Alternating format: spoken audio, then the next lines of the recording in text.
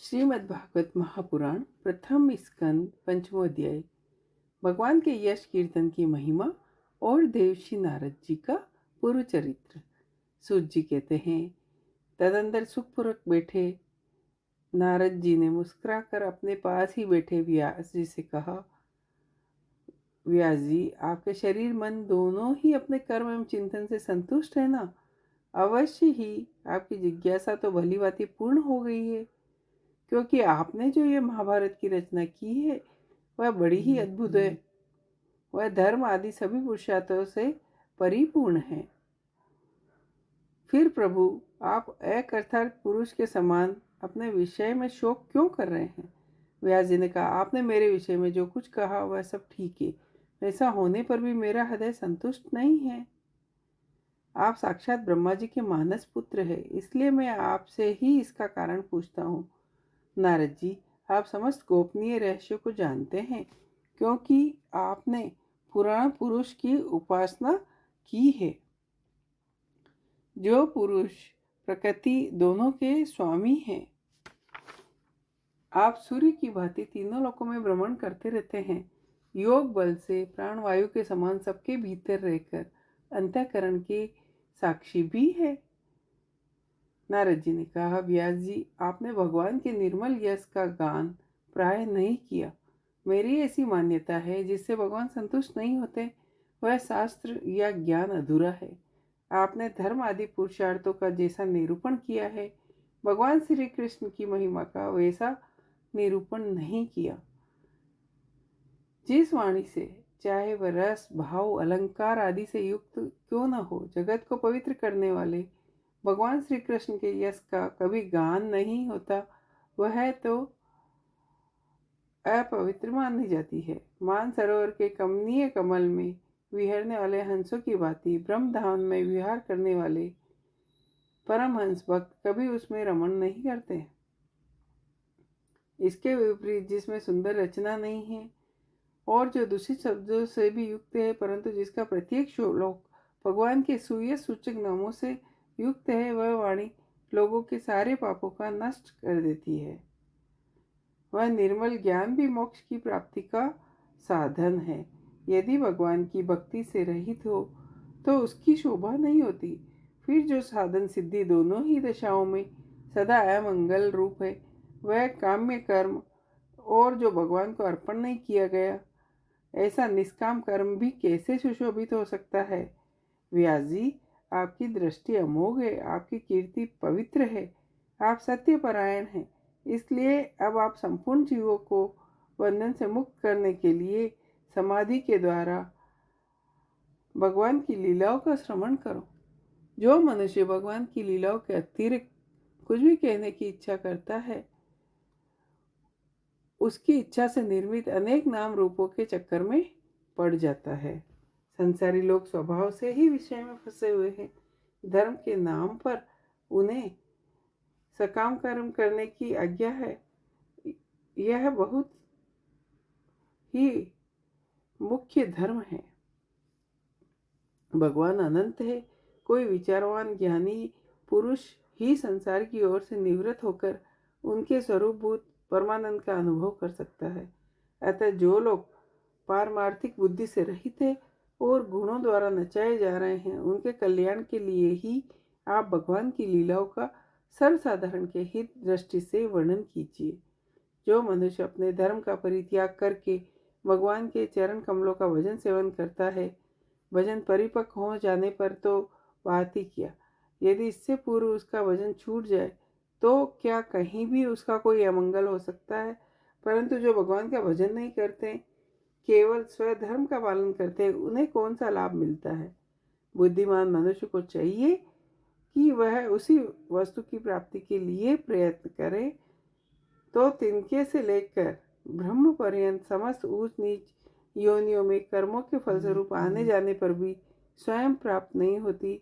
संसार की विषय सुख तो जैसे बिना चेष्टा के दुख के मिलते, वैसे ही कर्म फलस्वरूप में अग्नि चित गति समय के फेर से सबको सर्व स्वभाव से ही मिल जाती है।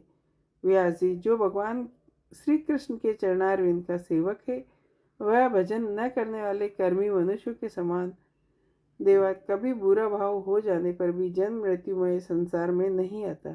वह भगवान के चरण कमलों के आलिंगन का स्मरण करने पर भी फिर उसे छोड़ना नहीं चाहता। उसे उसका रस का चस्का लग चुका होता है। वे भगवान ही ईश्वर के रूप में हैं। ऐसा होने पर वे इसके विलक्षण हैं, इस बात का आप स्वयं जानते हैं। व्यास जी, आपकी दृष्टि अमोघ है। आप इस बात को जानिए कि आप पुरुषोत्तम भगवान के कला अवतार है। आपने अजन्मा होकर भी जगत के कल्याण के लिए जन्म ग्रहण किया है, इसलिए आप विशेष रूप से भगवान की लीलाओं का वर्णन कीजिए। मुने, पिछले कल्प में अपने पूर्व जीवन में मैं वेदवाई ब्राह्मणों का एक दासी का लड़का था। वे योगी वर्षा ऋतु में एक स्थान पर चातुर्मास कर रहे थे।